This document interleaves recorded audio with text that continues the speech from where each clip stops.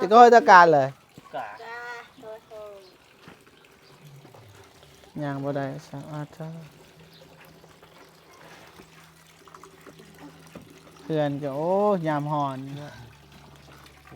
ยเหินคนแบบ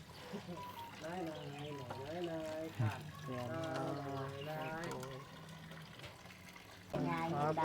ใจเดิม ต้องบ่เจ็บซื้อมาให้ เกียงบ่เมก ว่า ปั่นกัน ตอนนี้ก็กำลังจะไปหาเป่าฝนเนาะเป่าฝนสิไปถ่ายคลิปนำเนาะหลังจากหลายเดือน ที่ว่าบ่ได้ร่วมงานกันนั่นนะมื้อนี้เพิ่นก็คือสิวางเวียกแหน่บ่เฮ็ดอะไร เพิ่นว่าอยากไปเบิ่งสวนเบาเตียงบ่เคยเห็นจักเทื่อเนาะ ครั้งแรก จ้ะ บ่ได้ไปจากเทื่อแต่ว่าเพิ่นก็เว้าหลายครั้งอยู่เนาะแต่ว่าค่าเวียกตลอดช่วงปลูกกาแฟก็ได้แต่น้องสาวเพิ่นไป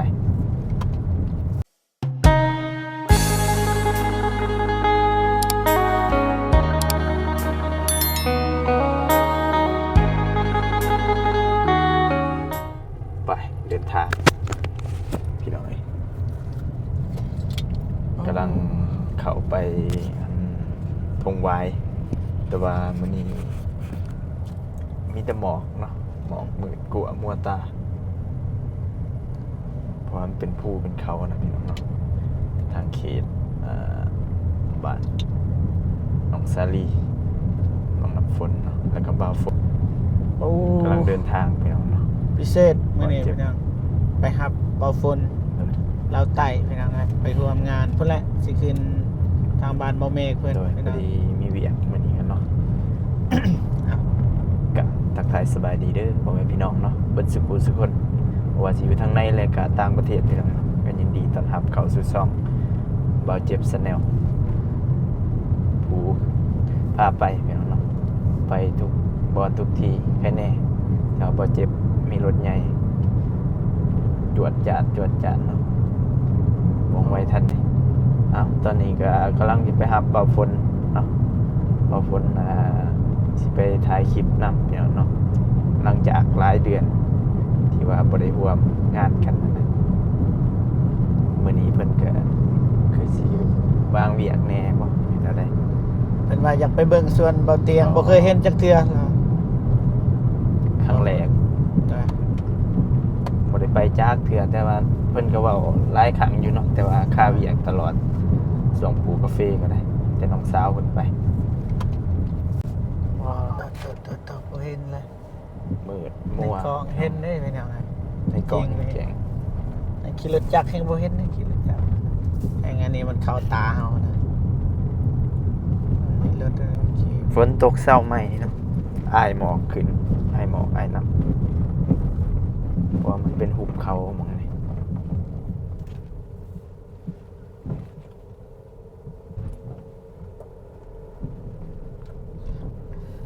ทงไว้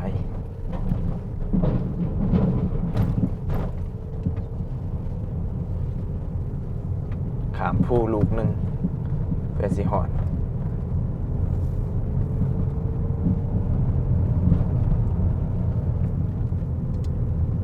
บ่เห็นเลยวิวทางนั้นปกติเห็นหอดแขวงเลย บ่เห็นหยังนะ สูงนะเห็นเบิดเลย หมอกหน้าเป็นทะเล เป็นตลอดเลยเขตนี้ครับฝนตก เป็นอย่างมัน มีหอมผู้ที่ก็ขึ้นผู้นี่จวดแล้วก็ลงจวดไปกับแม่น แต่ก่อนว่าแม่นทางนี้พุ่นทางนั้นอันนี้เขาหาก็เฮ็ดใหม่นะตอนเขาเฮ็ดเขื่อน มันสำรวจทางไหมเนาะ มันก็เฮ็ดใหม่ มองได้ เพราะว่า บางที ทางนั้นมันหนักอีหลีล้อทางนั้นพูดขึ้นเลยแบบ อ๋อ ซื้อเลยนะซื้อเลยตัวอย่างมาขึ้นภูก็ขึ้นเลย พาหัวผู้ลงเลย โดย แต่ว่าอันนี้เป็นเห็ดเหลี่ยมตาม อันนี้คือ ขอบผู้เนาะ แต่ก่อนนะเฮ็ดจังได๋ มันจังสีโบราณสั้นเกินไปนะ รถที่แก้ใหม่นะภูบอกเอิ้นว่ารถหยัง รถสแลวป่ะ รถสแลวเขาก็ซื้อเลยรถนั้นก็ได้ขึ้นเลยรถ ดุดพาเห็ดแบบประหยัดงบพะนะ อ๋อ ไปเห็ดโครงแบบนี้เอาไปไว้ ในประเทศเกี่ยวตามตีนผู้ อันนี้คือบริษัทเขามีงบหลายเด้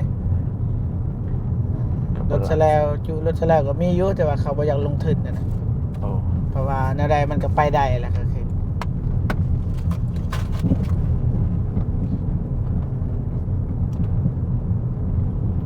นี่จวดมาปึ๊บ โอ้ หอดบาทแล้วบาทเนี่ย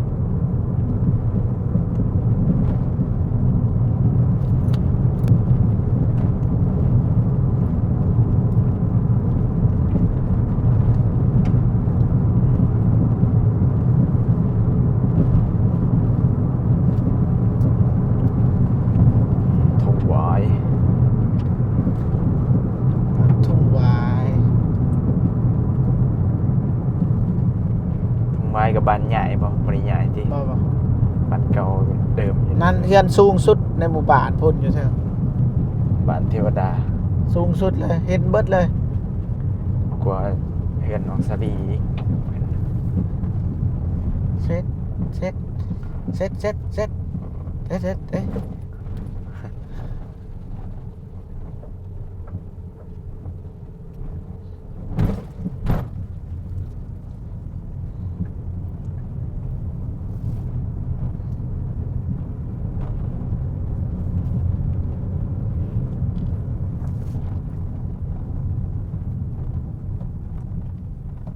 ใช่มี ก่อ บ่ นจะถึงแล้ว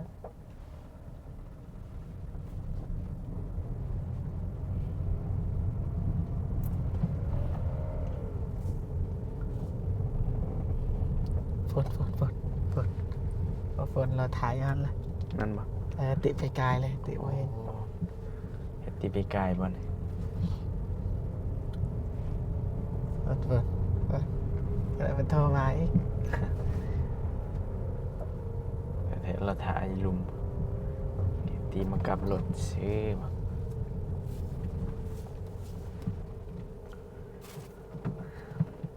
งานแต่ก่อนมีแต่แบบนี้ก็ว่ารู้สุดแล้วมาเดี๋ยวนี้บ่โทเปลี่ยนเป็นลายใหม่แล้ว ผลไม้จะซื้อจะนะไปเบิ่งพี่น้องก็ได้หน่อยหนึง ไม่ใช่ ปูคอยไปเบิ่งมันบ่สบายนะเอาผลไม้ไปก็ได้สิซื้อแทน เอานะเอาไปเลย แต่ไปเบิ่งก่อนได้ว่าอันนั้นง่ายดีแต่ว่านะว่าเฮาก็บ่ได้เข้ามาเบิ่ง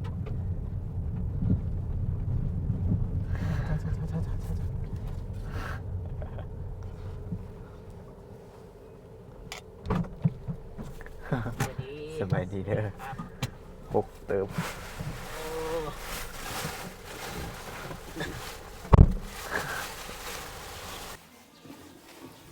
ไปมาไปเยี่ยมยามเพิ่นน้องไงพี่น้องมาเก็บบาย พี่น้องทางไม่เถ่าบ่พี่น้องทาง ก็คืออัน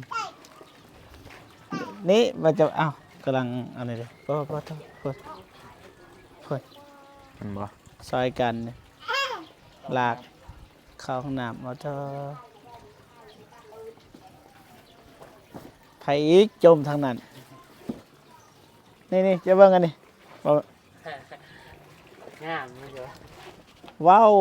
มันบ่ได้งามดอกมุงนี่แต่มันเก่งอยู่ มันตึงมันเก่ง มุงด้วยแผ่บัตร เป็นงงนะ พี่น้องแต่ละคนโอ้แต่ก็ยังดีมีนก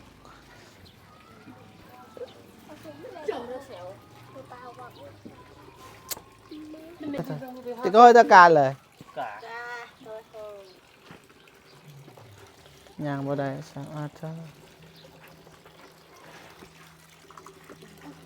เพื่อนก็โอ้ยามหอน ไหนเห็นคนเดาไว้ บ่ฝนซื้อสังซีให้เพิ่นติขอฝนน่ะที่จริงแล้วก็มีใหม่เลย ป่วยเป็นหยัง ฮะ เป็นหยัง จังหวะ เป็นโรคหยัง โอ้โหเป็นโรคอีหยัง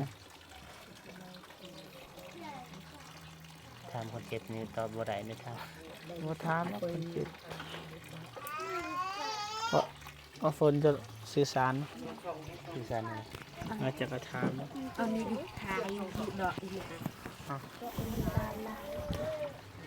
อยู่หันแหละสิถาม เป็นหยังบ่จะเป็นหยังเป็นโรคหยังเพิ่นว่าเอาแพทย์เพิ่นบ่ได้ว่าหยังบ่อ๋อ ก็ได้หอย ประมาณว่าอัมพาตบ่เพิ่นว่าครับอัมพฤกษ์อัมพาต เพราะว่าบ่ได้วะ แม่ บ่ได้ไปหาหมอบ่ฮะ ไปอยู่ไป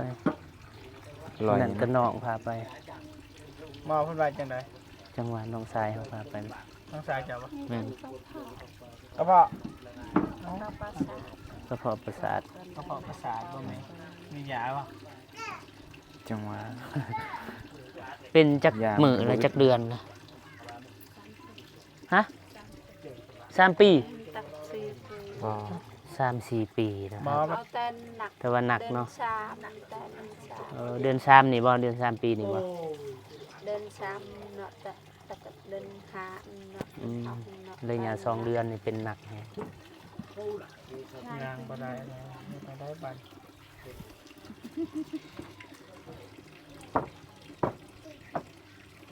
บ่จักสิซอยหยังบ่ฮู้ว่าสิซอยหยัง บ่แม่นแพทย์เองนะ เป็นแพทย์ก็พอซอยอยู่ มาเกี่ยงกินได้บ่บ่แพทย์บ่ห้ามติ กินได้บ่ เอ้า บ่อยาก กิน บอกใส่งาน อ๋อไปฮะ ใจ ห้องบ่เจ็บซื้อมาให้ เกียงบ่เมก ว่า ปั่นกัน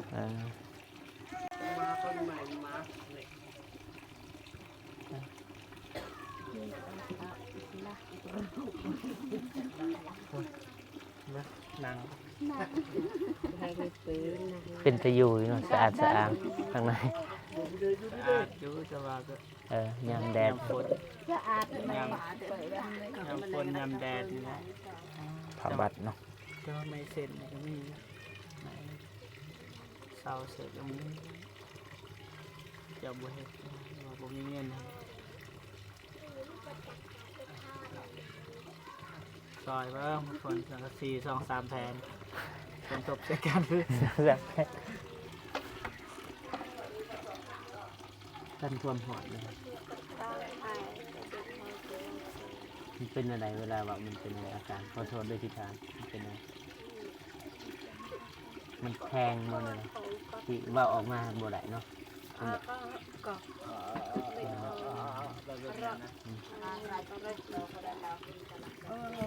ตอนเห็นช่วงนั้นก็ยังบ่ทันหนักปานใดตอนไปหาน้องน้ำฝน เดินถ้าก็เป็นหนัก2 เดือนนี่ตั้งแต่เดือน3เดือน3เดือน4เดือน5 3 เดือน เห็นนั่นน่ะตอนเราไปหาน้องน้ำฝนเราก็มานั่งน้ำนะตอนนี้เตียงเราถ่ายคลิปเราก็มานั่งอยู่นี่แหละ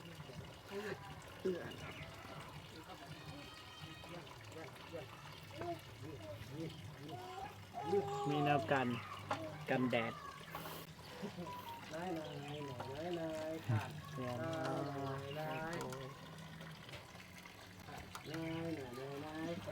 ช่วงนี้คือบ่ไปหาหมอช่วงนี้เป็นยังคือบ่ไปบ่มีเงินรถก็บ่มี จำมีอยู่ รถอันนั้นเด้รถเซาโบรถทีมงานซื้อให้ จากโลกีบ่ได้นะ บ่ได้หรอก ขนาดองโนเลยจำบ่ได้ คือว่าแล้วมันลอยเนาะมันเอามา หมอรักษามัน มันเจ็บมันปวดทันทีเวลานั่ง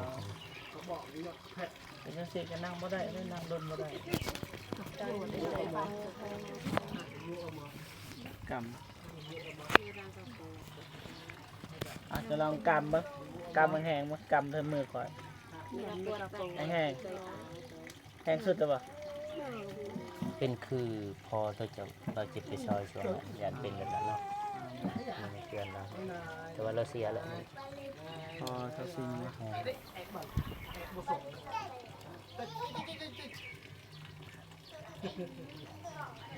บ่มีเงิน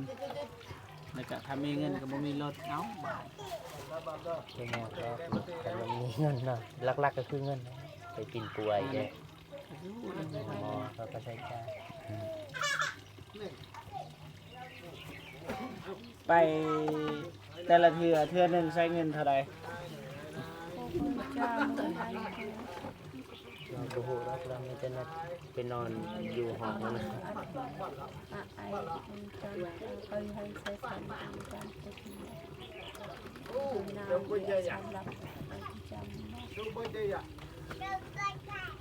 ติดเตียงมันนอนติดเตียงนะอันนี้ก็ลุกได้ไปเบิ่งช่วงนั้นลุกบ่ได้ ช่วยตัวเองบ่ได้เขาห้อง นั่นเราไปห้องหมอแต่ละเทื่อหนึงเราใส่เงินเท่าไหร่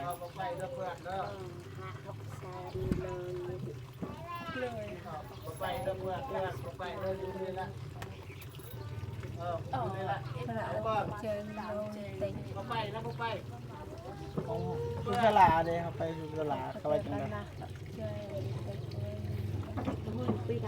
ขายดี เขาปัวบ่ได้บ่กินนม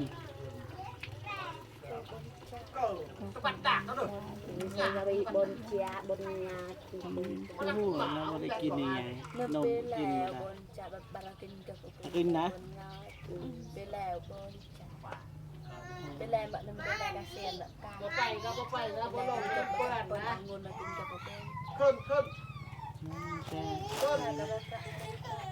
เงินที่ซื้อผลไม้ก็บ่มี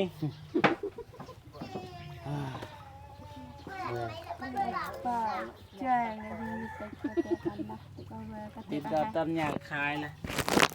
คายแจ้ง ขายติดตัวมันก็เศร้า มายังหาชาเขาไม่ปอโกติก็เวลป่าให้เอาป่าหนักไปเลย อาศัยนะจะเอาเงินให้มาซื้อผลไม้เอางอกเอาเงินมีบ่ก็ขายบ่เป็นนี่ เอาเงินมีตัวเหี่ยวแต่โดนขายบ่ขาด น่าได้ครับ แบบมายามเที่ยวจะได้ คือสิฮู้บ่เฮามา มาส่งเฮาวันนี้ก็ซื้อมา จะหน่อยก็ได้สักซื้อมันนี่เอาบ่จ้ะ เป็นแล้วก็เอาเงิน เอาเงิน หมักงะอุบลจา มังงะ กระเพาะได้บ่ได้ที่บ่พอ อุบลจา ก็พอ เป็นสงามุกกอกหมักงะเอาก็เป็นแล้วบนจาเนินเป็นแล้วกระเซียนไอ้กะพะมุกยาวอุบลจา แต่มา อันเนี้ยabdi hara yo de kopi yang itu banget ya provinsi โอเคมันจะจังสั่นเด้อจะหน่อยบางทีสิซื้อมาฝากให้เด้อ rồi kerja bola เพราะว่าบ่ฮู้ว่าเฮาสิซื้อได้หลายน้อยส่ำใดแต่เฮาสิซื้อมาให้ผลไม้นี่แหละเฮ็ดแนวใดนะพาไปห้องหมอคือเงินเฮาก็ ได้หมด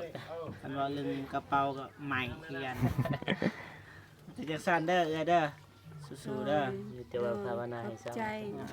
สู้ๆนะเฮ็ดแนวใดตอนแรกพอแล้วจะมาส่งอันนี้ก็ซื้อผลไม้มาฝากเด้ออืมไปเอาฝนมาเด้อ ใจเด้อ ไปแล้วเด้อคนนี้เขาเก็บเขาไปไป เราให้มุกเอาตามมากับใจ เคยเนี่ยจะมาไป โอ้ เป็นอะไรรถบ่เจ็บเนี่ยฮะมีดำ มีดำเป็นอะไรบาดนี่จนแหล่ ใช่แล้ว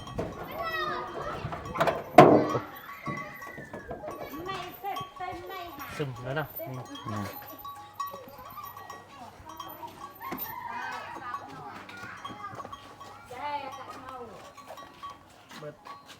นี่ตัว เออ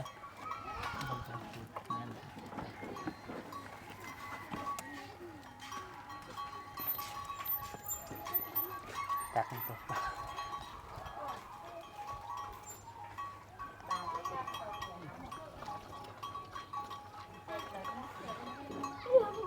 เจ๋ง